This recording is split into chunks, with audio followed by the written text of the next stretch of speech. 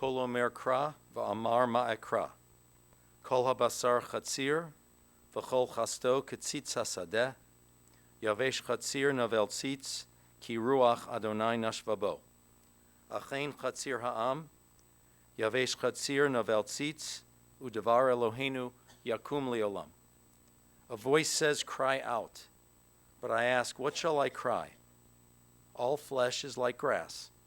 All of its beauty is like the flower of the field. The grass withers and the flower fades when a wind from God blows upon it. Surely, therefore, people are like grass. The grass withers and the flower fades, but the word of God endures forever. LeDavid mizmor l'Adonai ha'aretz umloa tevel v'yoshveva ki hu al yamim yesada v'al nehorot yichonaneha. Mi ya'aleh bahar Adonai u'mi yakum bimkom kadsho. Neki chapayim uvar levav asher lo nasa lashav nafshi v'lo nishba lemirma. The earth is the Lord's with all of its fullness. The world is the Lord's with all of its inhabitants. Who may ascend the mountain of the Lord? Who may stand in the holy place? She who has clean hands and a pure heart. She will receive a blessing from the Lord and a just reward from the God of deliverance. At the age of 89, your grandmother wanted to go to law school. And I think she would have done quite well. In fact, I think there are lots of things your mother could have done quite well. I have no doubt that if she had become an attorney, your mom would have been a constitutional lawyer with an emphasis on the First Amendment, free speech. Because your mom said whatever she wanted to say. She spoke her mind. She believed in the First Amendment. Very few topics and very few subjects were off limits to her. She spoke her mind as a younger person. She spoke her mind as an older person. Her way of expressing and living life was through expressing her opinions and her thoughts. When she was younger, she was ahead of her time. And yet, as an older woman, she made sure she was never behind the times. She was ahead of her time when she wanted to date at 14, when she already liked her father. They didn't go out in high school, but her brother ultimately convinced him to take her out. She was ahead of her time in her views. She was a tolerant woman who treated everyone with respect. She was ahead of her time in going back to school to finish her degree.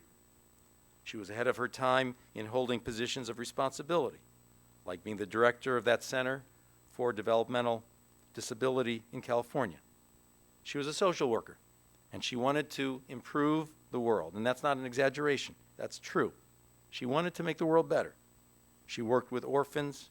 She worked with adoptions, with special needs, many organizations dealing with mental health. And she did. She loved the feeling of satisfaction that came with helping others, with making a personal connection, and making a contribution to make someone else's life better. And she was driven to make her own life better, educationally and career-wise and personally. Her parents were immigrants, ran a five-and-dime store. They believed that the next generation needed to better themselves, and Pauline certainly internalized that. It's ironic that you told me that she always ran late, because in so many areas she was ahead of her time. A strong, proud woman, a progressive woman, a free spirit, but one who lived many years in the conventional role as a doctor's wife. She brought a certain flair. She brought a certain spice to everything that she did. Unfortunately, she was also ahead of her time in suffering loss and suffering tragedy, in the sense that your dad, her husband, passed. She experienced that loss also far too soon. And I guess on some level, she had to make a pivotal life decision. Maybe it was a conscious decision on her part. Maybe it was instinctive because of the kind of person she was. When tragedy hits you, when plans change, when the unthinkable happens, when you get blindsided and knocked down, do you just curl up and die yourself? Do you give up? Do you just shrink away? Or do you get up and stay in the game? And your mom continued to stay in the game. Your mom continued to live. Your mom found her way. She found her place. She didn't simply stand still. She was social. She traveled much of the world. She was engaging with people. She worked. She acted. women's auxiliary. She earned a master's degree, and she had suitors. And most of all, Gene Kelly wanted to date her. I just think that's so cool. Gene Kelly. She refused. She was in her 50s. She told him that her parents taught her that she needed to go out only with Jewish boys. But Gene Kelly, that's like, I'm singing in the rain. I mean, that's great. It could have been her singing in the rain. And you know what? It was her singing in the rain. There was some rain in her life. Whether it was raining or not, she found her way. She and your dad had met when they were quite young. She was 13 or 14 years old. He thought she was too pudgy, truth be told. But with her brother's help, as I said, he asked her out. And she was 22. They were very attracted to each other. They were good friends to each other. They were good friends with other couples. Both of them were very social and very smart. And he respected that in her. They had their disagreements. They were strong people. But they were interconnected, and they were very drawn to each other. And after he died, she never felt that any of her suitors were quite the same. As you put it, as you said to me, she wanted to be swept off her feet. But there was only one, and that was your father. Your mom really, Pauline was a Renaissance woman. She could do it all. She was an excellent pianist growing up, played golf, was a life master in bridge, art shows, music, orchestra. She made jewelry. I saw her great-grandchildren wearing her jewelry. She was politically active. She lived with her mind, but you know what? She also lived with her heart. I know when she was away from Cleveland for a period of time, she missed it here. Her heart was always here. And holidays were important to her, and traditions of the family were important to her. And certainly her Jewishness was important to her. And yes, becoming an adult bat mitzvah at Park was such a unique and happy and proud day in her life. And I know you're going to come up here in a few moments and give your statements, but I just want to add she lived with great pride about her kids. She spoke of you three. She was excited by your accomplishments, and she loved you. She embraced your lives. She embraced each of you in your own individuality. She encouraged you, and she believed in you, and she just loved you so much. What an example she was for you. And I know you guys tease about her, don't know what's going to come out of my mom's mouth.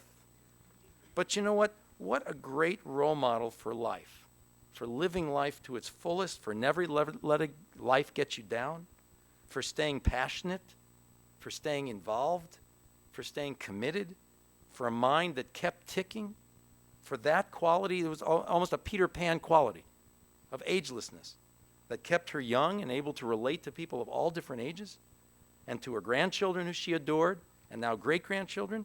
And yes, I had lunch with her every year when Park would come, and you're right, she could say anything, and she did ask me about my sex life. She did. She absolutely did, without question.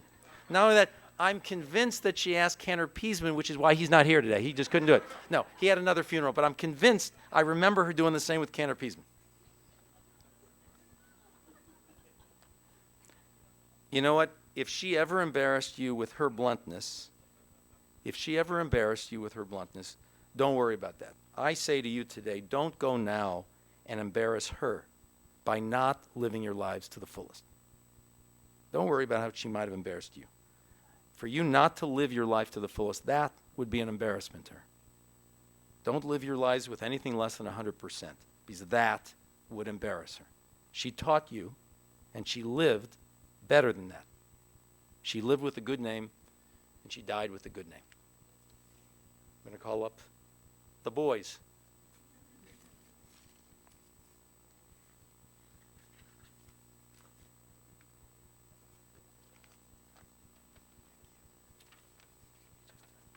guys want to come and stand wherever you want to do.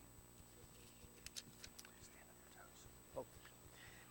I get to speak first because as the firstborn, I was my mom's favorite. Our mother instilled in us the importance of education. I remember her saying that no matter what, no matter how bad things could be, education was the one thing that could never be taken away. Our mother was driven by this mantra. From the time she was in second grade, she attended Hebrew school 4 afternoons per week. 4 afternoons, Hannah, per week. Something she made me do as well. I wasn't happy about it. Mom started taking piano lessons in the 3rd grade. She was in major work program in 5th and 6th grades for gifted students and won the French medal in 9th grade. Upon graduation, she went to the Ohio State University, but another thing came along, me. And she unfortunately didn't finish at Ohio State. But our mother was a woman who was ahead of her time. She wanted to be her own person and was determined to finish school no matter what. In her 40s, she went back to school. She would study in the basement at a little card table next to the washer and dryer that were running in order to drown out my brothers and I fighting upstairs. Mom graduated with a BA from Western Reserve, and she continued on and got her master's degree in social work from SAS, the School of Applied Social Science, as she would tell me over and over. This desire to continue learning never abated. In her late 70s and 80s, when she was still driving, she took enrichment classes at Tri-C. When she was 89, as the rabbi said, she wanted to go to law school. Never one to bust her bubble, I bought her the LSAT prep book. The problem was that she would fall asleep after reading a page or two. At age 90, she said she wanted to become a bat mitzvah. So for the next year, I took her to bat mitzvah class every week with 19 other women, and she became a bat mitzvah 4 years ago. We were so proud of her. I remember that when I would pick her up, she was one of the last to leave, as she was always asking more questions. Another thing that was so important to her was family. If I did not call her for a day or two, she would ask if I was out of town and too busy to call. Or she would say, I used to have a son, Michael. Who are you? She knew how to push our buttons. But if I would get upset with either of my brothers and start to say something, she would admonish me to not say anything bad about my siblings. She would say, we are family. She also felt it was very important to go to every family event, no matter how distant the relatives would be. She would say, they are family. She was very proud of the accomplishments of her 3 sons and her granddaughter and 4 grandsons. She was blessed with 7 great-grandchildren, and we all loved her dearly, and this free-spirited woman will be missed.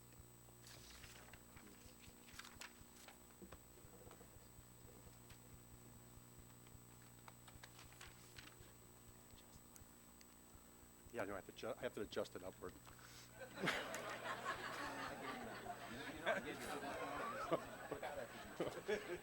Thanks for the cake. I appreciate it.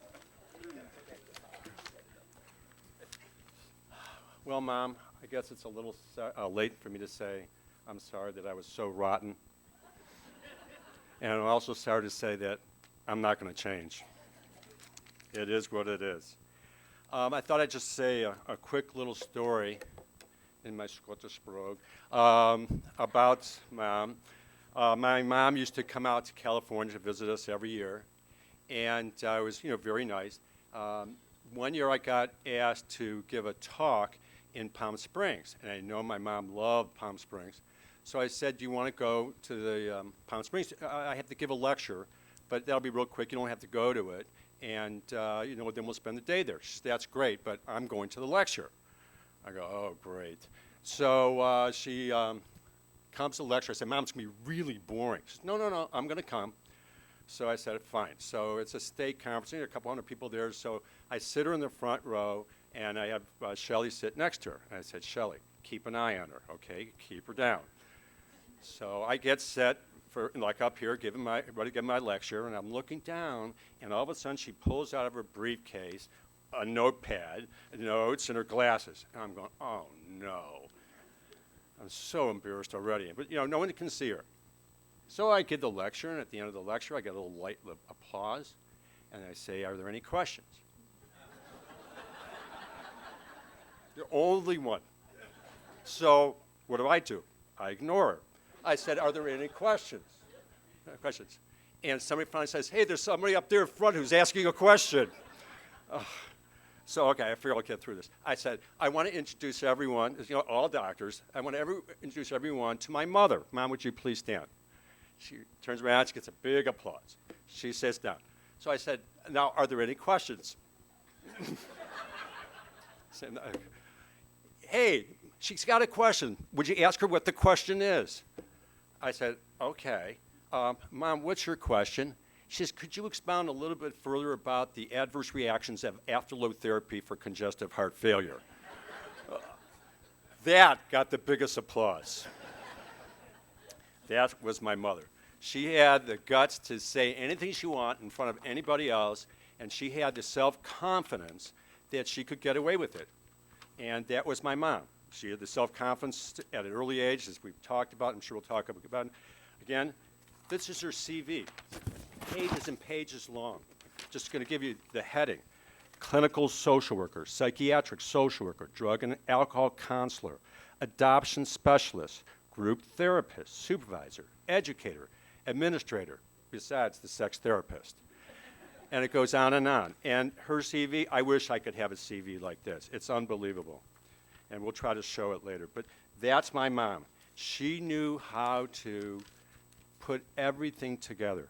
She knew how to be cool, but she had the guts to combine being feminine and feminist. And that's my mom. So she was cool before we knew it was cool. And now I can finally, and I hate to say this, but Mom, you were cool. So now, Jeffrey, and by the way, she said I was her favorite.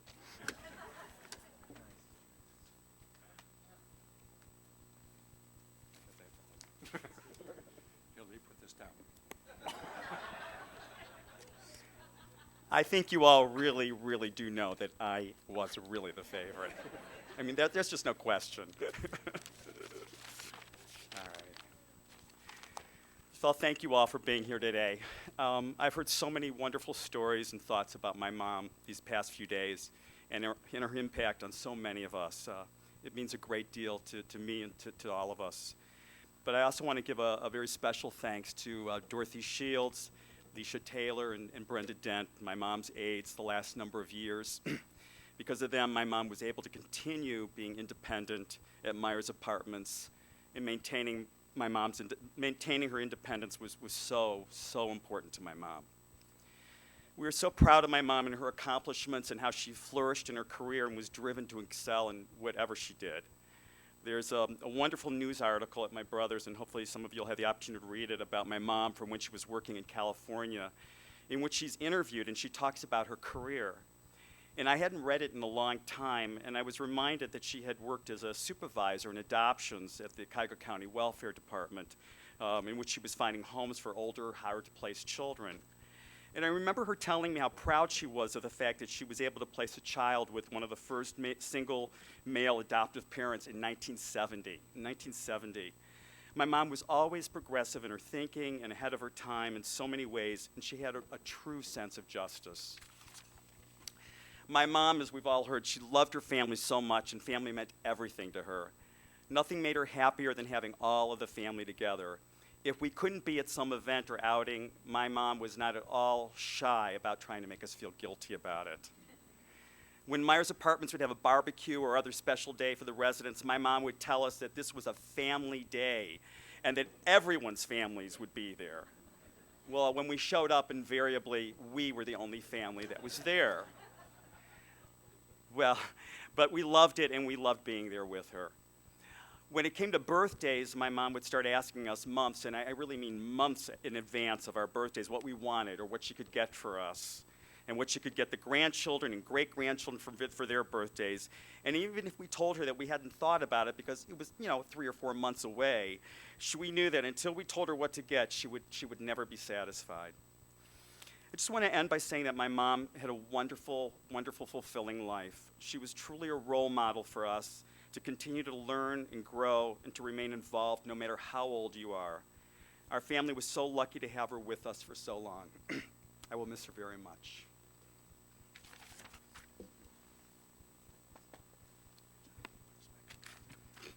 Here, whose glasses? These. Craig? And Andrea? Yeah. And Hannah?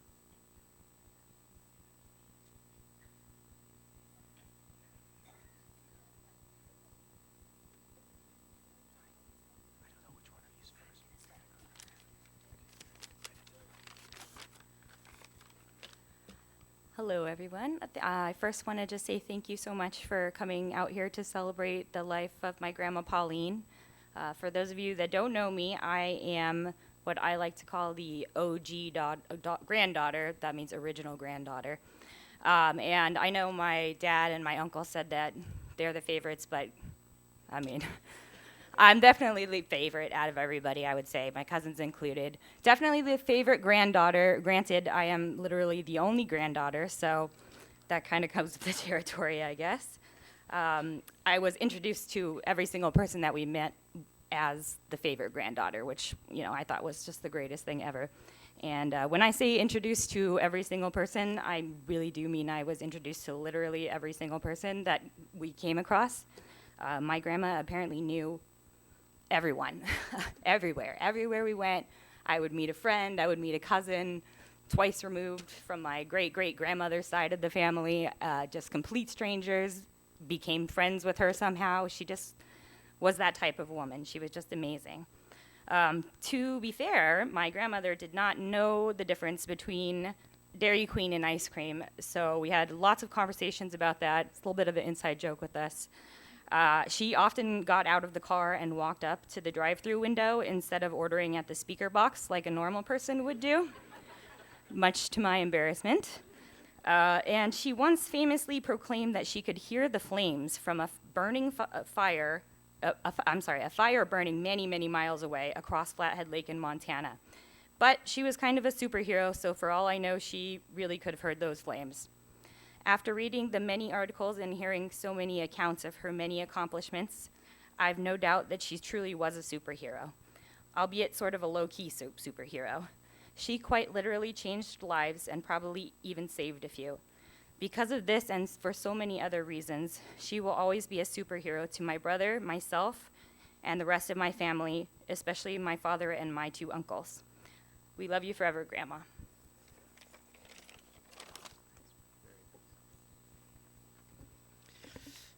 As Andrea has said, along with Rotten Roger and my dad and Uncle Jeffrey, our grandma was one of a kind.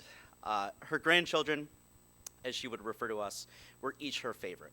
I, of course, was her favorite second youngest grandson. I'm pretty sure that changed slightly over the years because once I had kids, it was always good to see me, but where were Hannah and Taylor? Her family was everything to her. And boy, did she know every single person in our family and how they were related. I've never met another person that could explain how someone she introduced me to was a third cousin on our great-grandmother's side. Our grandma was smart, had an incredible love for music, and cared about everyone. Her legacy will be a great role model for her great-grandchildren, as she was independent and never wanted to stop learning, no matter how it was viewed. Whether it was going back to get her master's degree, moving to LA on her own, or even deciding at the ripe old age of 91 to become a bat mitzvah, she would set her sights on something and stop at nothing to achieve it. She was also incredibly dedicated to her career in social work, and I'd be remiss not to mention her additional credential as a certified sex therapist. She would travel hours on the LA freeway to Inglewood to check in on underserved and single-parent families. She cared so deeply throughout her life about helping others without the same privileges we have today. We each have so many memories of our grandma that we'll carry with us for the rest of our lives. Listening to me play saxophone in high school any chance she got, the horrible t-shirts she used to bring us when visiting from California, asking for a printout of Herbie's job every single time she saw him so she could show it to her friends, calling Brandon at 10 o'clock at night just to talk, playing piano with my kids, traveling to Seattle on her own at age 88 to see her West Coast great-grandchildren, holding her youngest great-granddaughter Scarlett, and attempting and failing miserably to teach her how to use Amazon Alexa. She'll forever be with me and all of us.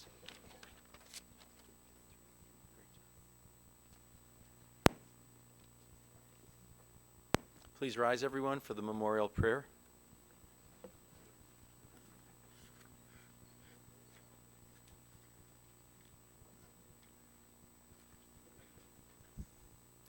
El Mole rachamim, shochen bamromim, hametzei menucha nechona, tachat kanfei hashchina, b'malot kedoshim utehorim, kazor rakia mazhirim, et nishmat penina bat Tedor v'rachel, שהלכה לעולמה, בגן עדן תהא מנוחתה. אנא בעל הרחמים הסתיריה, בסתר כנפיך לעולמים, וצרור בצרורכם את נשמתה, אדוני הוא נחלתה, ותנוח בשלום המשכבה, ונאמר amen. May we remember all of the worthy and the righteous deeds that she performed in the land of the living. May her soul be bound up in the bonds of eternal life. God is now her portion. May she rest in peace. And we all say amen. Let's be seated, everyone. We want to offer our condolences to the family, to Michael and Cindy, to Roger and Shelley, to Jeffrey and Bill, to grandchildren, Herbie, Brandon, Craig, Andrea, Eli, Andrea, Amber, and Rachel. Great-grandchildren, Ariel, Aliyah, Hannah, Taylor, Bodie, Kayla, and Scarlett. The family will be receiving friends for the Shiva visitation at the home of Cindy and Michael. That's at 2205 Botanica Lane in Pepper Pike. That's in Sterling Lakes. 2205 Botanica Lane in Sterling Lakes in Pepper Pike. That will follow immediately following the burial portion of the service. It'll follow the burial portion and continue today until 8 p.m. Tomorrow, 1 to 4 p.m. and 6:30 to 9 p.m. and Friday, 1 to 4 p.m. So today until 8, tomorrow 1 to 4 and 6:30 to 9, and Friday from 1 to 4. We're now going to pause the service to arrange the processional. We'll be going to the burial portion of the service at the cemetery. Please remain in your seats for another moment or two, but the pallbearers should now come forward.